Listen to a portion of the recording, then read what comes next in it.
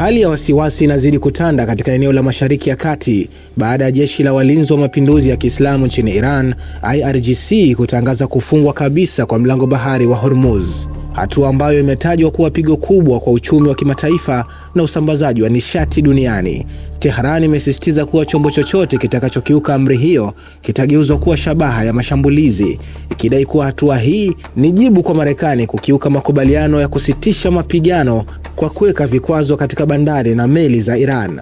Wakati mivutano ikiendelea baharini, Rais wa Marekani Donald Trump ameingilia kati na kuisifu Israel kama mshirika jasiri na mwenye akili, huku akimshutumu aliyekuwa makamu wa rais Kamala Harris kwa kile alichokiita kutoelewa thamani ya mshirika huyo dhabiti. Majibu ya Trump yamekuja baada ya Kamala Harris kumshutumu Benjamin Netanyahu kwa kuingiza Marekani kwa vita vilivyoweza kuepukika.